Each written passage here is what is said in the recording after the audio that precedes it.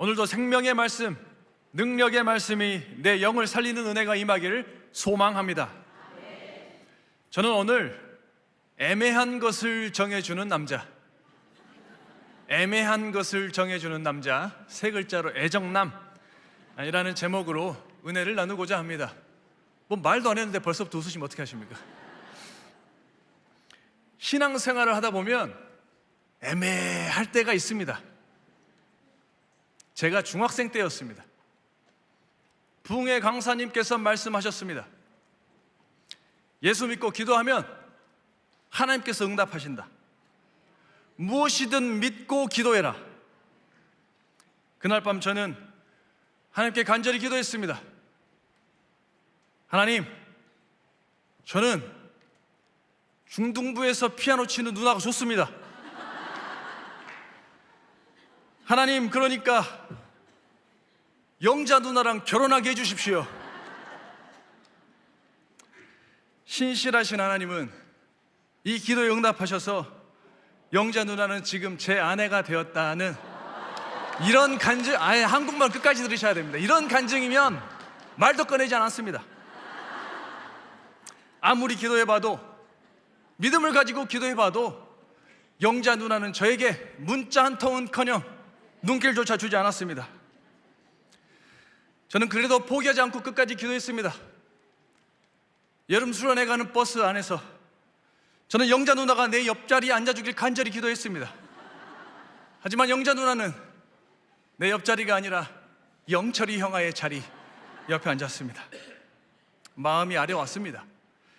동시에 하나님에 대한 의심이 슬며시 고개를 들었습니다. 이상하다. 이상해.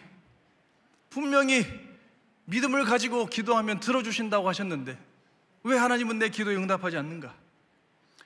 하나님은 나를 사랑하는 게 맞는가? 이 애끓는 사춘기 소년의 순수한 마음을 그렇게도 몰라주신단 말인가? 아니, 하나님은 진실로 존재하는 게 맞는가? 확신은 사라지고 의심이 몰려왔습니다. 영적 애매함의 폭풍이 사춘기 소년의 마음을 뒤흔들었습니다. 본문을 보니까 애매함의 폭풍 속에 있는 사람은 저뿐만이 아닙니다. 한 명의 사람이 또 있습니다. 세례 요한입니다. 세례 요한은 감옥에서 예수님에 대한 소문을 들었습니다. 귀신을 내쫓았고 중풍병자까지 일으켰다는 소문입니다. 심지어 풍랑까지도 잔잔하게 하셨다는 말에 세례 요한의 마음에는 기대와 확신, 설렘이 차올라왔습니다. 그래, 내가 믿는 예수님은 메시아가 분명해. 확실하다. 하지만 점점 의심의 먹구름이 몰려왔습니다. 이상하다. 메시아가 분명한데 왜 군사 행동을 하지 않지? 풍랑을 다스리는 능력을 가졌는데 왜 로마를 그냥 가만두고 계시는 걸까? 메시아가 아닌가? 애매하다. 그도 그럴 것이, 당시 사람들에게 메시아는 강한 힘으로 구원을 베푸는 존재였습니다. 세례 요한도 이와 같은 메시아관에서 자유로울 수 없었습니다. 예수님의 행보는 의심을 자아내기에 충분했습니다. 고민하던 세례 요한은 노골적으로 물어봅니다. 우리 19절을 한 목소리로 읽어보겠습니다.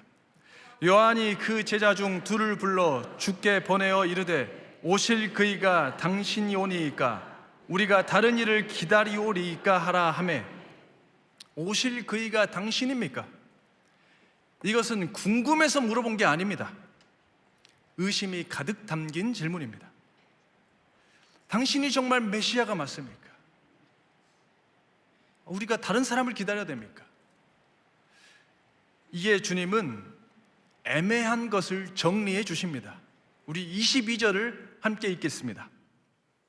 예수께서 대답하여 이르시되 너희가 가서 보고 들은 것을 요한에게 알리되 맹인이 보며 못 걷는 사람이 걸으며 나병 환자가 깨끗함을 받으며 귀먹은 사람이 들으며 죽은 자가 살아나며 가난한 자에게 복음이 전파된다 하라. 아멘. 세례 요한의 기대와 다른 답변입니다. 국가 재건이 아니라 병든 자를 위해서 왔다니, 로마 전복이 아니라 복음 전파를 하러 왔다니, 예수는 메시아가 맞는가? 세례 요한은 당혹감에 얼굴을 쓸어내렸을지 모르겠습니다. 어쩌면 마음 한켠에 그 묵은 채증이 내려가면서 후련함이 있었을지도 모르겠습니다. 동시에 이제 치열한 내적 씨름이 시작됐습니다. 여전히 로마 전복의 삿발을 움켜쥘 것인가? 아니면 내 기대를 내려놓고 주의 말씀을 붙들 것인가?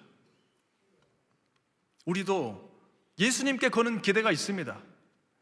예수님께 기도하면 땅값이 오르겠지, 우리 아들 승진하겠지, 모든 것이 잘 되겠지, 영자 누나는 내 손을 잡아주겠지. 그러나 예수님을 믿는다고 모든 것이 내 뜻대로 되진 않습니다. 아무리 기도해도 질병은 여전합니다. 투자금 회수는 불분명합니다. 그럴 때면 마음이 어려워집니다. 의심이 몰려옵니다. 하나님은 나를 사랑하시는가? 하나님은 왜 내 기도를 들어주지 않는가? 하나님은 존재하는가? 어느덧 내 두 발도 애매함의 모래판 위에 서 있습니다. 그러나 언제까지나 내 소원 성취 여부로 주님을 의심할 수는 없습니다. 우리는 이 씨름을 끝내야 합니다. 이 씨름은 주님이 오신 목적을 알면 끝낼 수 있습니다. 첫째, 주님은 내 욕망을 위해 오신 분이 아닙니다. 우리 다 함께 하겠습니다. 시작. 맞습니다. 본문은 예수님이 오신 목적을 분명히 알려줍니다. 예수님 당시 영적 그리고 사회적 돌봄 대상에서 제외된 대상들이 있었습니다. 어린이, 여성, 이방인, 환자, 즉 가난한 자들입니다. 이들은 하루 살기에도 벅찹니다. 먹고 살기도 어려운 사람들이 수백 가지 율법과 전통을 지키는 것은 불가능합니다. 종교와 정치가 일치된 사회입니다. 율법을 지키지 못하면 법적인 보호를 받을 수 없습니다. 종교적 소외는 사회적 고립 그리고 경제적 빈곤으로 이어졌습니다. 정부는 이들을 도울 능력이 없습니다. 종교는 오히려 이들에게 무거운 짐을 내어주었습니다. 누구도 이들을 도우려고 하지 않습니다. 도울 수도 없습니다. 예수님이 오신 이유가 여기 있습니다. 예수님은 세상과 사회, 종교의 짐에 억눌린 자를 살리러 오셨습니다. 도저히 맨정신으로 살 수 없는 자, 절망 중에 죽기만을 기다리는 자에게 자유와 희망의 복된 소식, 복음을 전하러 오셨습니다. 그러니 복음을 전하러 오신 분에게 왜 로마를 혼내주지 않느냐고 묻는 것은 어불성설입니다. 내 소원대로 로마를 혼내주지 않으니 메시아가 아닌가 헷갈릴 필요조차 없습니다. 그렇다고 하여 예수님이 경제적 약자만을 위해 오셨다고 오해해서는 안 됩니다. 본문은 훨씬 근본적이고 본질적인 이유를 알려줍니다. 우리 다시 22절을 한 목소리로 읽어보겠습니다. 시작.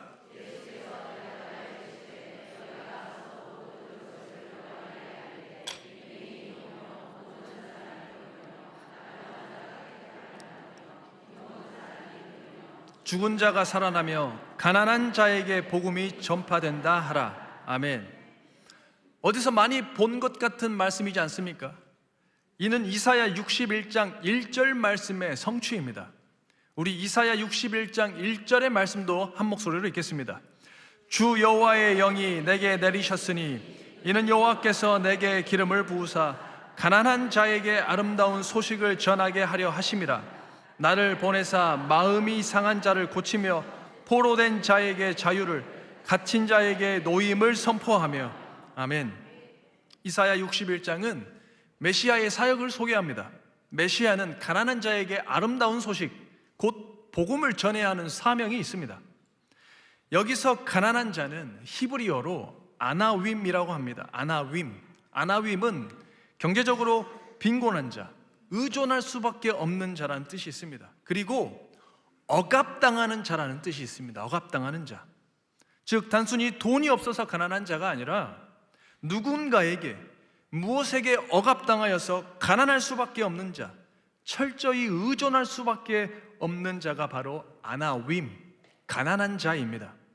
이 아나윈이 본문, 우리가 읽은 본문에서는 헬라어 푸토코이스로 번역됩니다.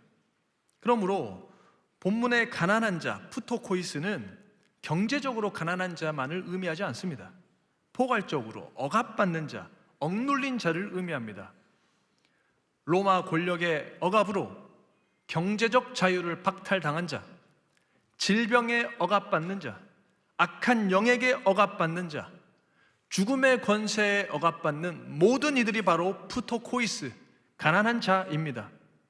우리는 이 지점에 주목해야 합니다. 주님이 오신 본질적인 이유를 발견할 수 있기 때문입니다.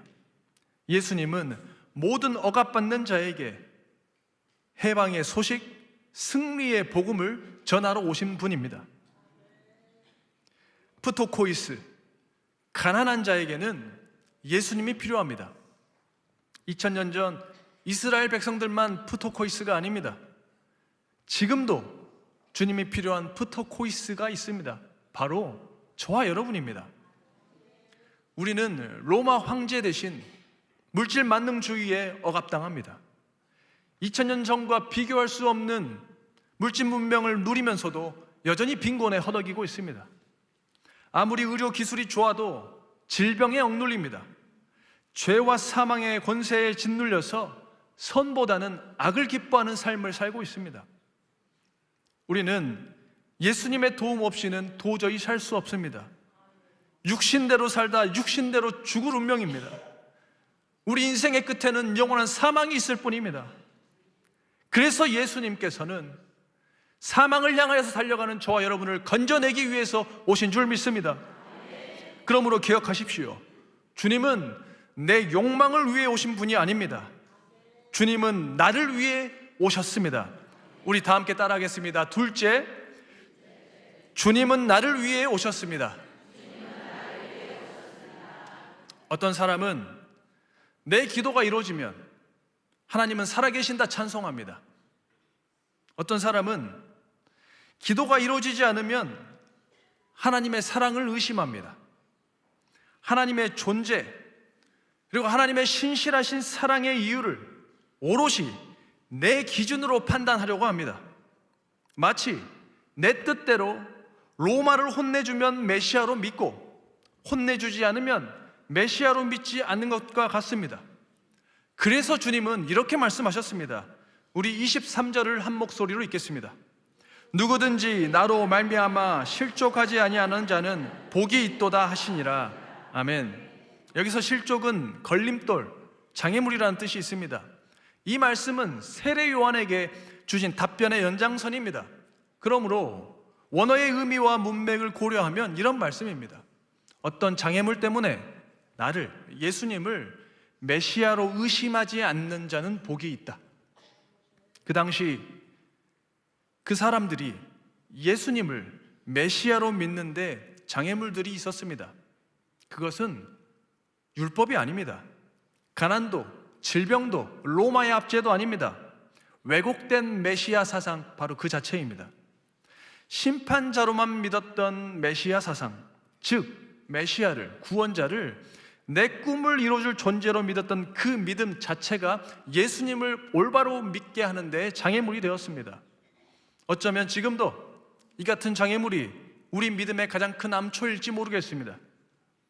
예수님을 내 꿈을 이루어주기 위한 존재로 믿는 그 유혹을 거절하십시오. 우리에게 필요한 것은 돈이 아닙니다. 명예가 아닙니다. 우리에게 필요한 건 영광도 아니고 내 꿈의 성취도 아닙니다. 저와 여러분에게 필요한 것은 우리 주 예수님이 필요합니다. 우리 두 눈은 죄와 욕망으로 빛을 잃었기 때문입니다. 영원한 생명으로 향하는 두 발은 주저앉았기 때문입니다. 우리는 영적 맹인이 되었습니다. 다리는 심각한 부상을 입었습니다. 심지어 우리는 영적 나병에 걸려서 거룩한 모임을 거부합니다. 내가 원하는 모임은 세속적인 모임이고 세상 컨텐츠 그리고 자극적인 쾌락에 난무하는 모임을 기뻐하는 것이 우리 인간의 본성입니다. 우리는 부유한 것 같지만 벌거벗었습니다. 강한 것 같지만 연약합니다. 살아있는 것 같지만 하나님 보시기에 우리는 명백히 죽은 존재입니다. 누가 이 사망에서 몸에서 우리를 건져낼 수 있겠습니까? 누가 이 영원한 사망에서 모든 사망의 족쇄를 풀어버리고 우리를 건져낼 수 있겠습니까? 오직 우리 주 예수 그리스도밖에 없다는 것을 여러분 믿으시기 바라겠습니다. 주님은 십자가에서 죽으심으로 나를 살려내는 복음을 주셨습니다. 복음에는 생명이 있습니다. 죽음도 어찌할 수 없는 완전한 자유가 있습니다. 갈라디아서 2장 20절을 제가 읽어드리겠습니다. 상반절만 읽어드리겠습니다. 내가 그리스도와 함께 십자가에 못 박혔나니 그런즉 이제는 내가 사는 것이 아니요 오직 내 안에 그리스도께서 사시는 것이라. 아멘. 갈라디아서는 무엇을 말하고 있습니까? 내가 주님과 함께 죽었다고 선언하고 있습니다. 나 혼자 죽었습니까? 그렇지 않습니다. 예수님과 함께 죽었고 예수님과 함께 살아난 존재라고 말하고 있습니다. 따라서 내 삶은 내 것이 아닙니다. 주님의 것입니다.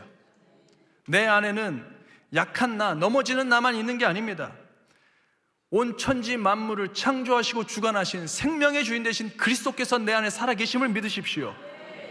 능력의 하나님, 풍랑을 다스리는 능력의 창조주 하나님께서 내 안에 살아계시고 나를 살아내고 계신다는 것을 또한 믿으십시오. 그 하나님, 우리 주 예수 그리스도를 속박할 수 있는 것은 아무것도 없습니다. 질병은 물론이며 죄와 사망까지도 우리 주님의 발 아래에 있다는 것을 믿으시기 바랍니다. 그러므로 내가 질병을 이기지 못해도 괜찮습니다. 왜냐하면 내 안에 계신 주님이 승리하기 때문입니다. 내가 내 삶의 연약함을 극복하지 못하더라도 괜찮습니다. 왜냐하면 내 안에 계신 주님이 해결해 주시기 때문입니다. 내가 질병을 이기지 못하고 사망과 어둠을 이기지 못하고 내 삶에 닥치는 고난을 이기지 못하기 때문에 주님이 오셨습니다. 고난과 슬픔, 죄와 사망은 내가 이길 수 있는 게 아닙니다. 주님의 손으로 주님께서 그 억압을 풀어주실 때에 자유하며 주님께서 고쳐주실 때 우리가 자유한 것이지 내가 어떻게 나의 힘으로 질병을 극복하고 죄를 극복하며 사망을 극복할 수 있겠습니까? 내가 할 수 없기 때문에 하늘의 아버지께서 아들을 보내신 것이고 우리 주님은 나를 위하여서 십자가에 매달려 모든 것에서부터 우리를 자유케 하심을 믿으시기 바라겠습니다.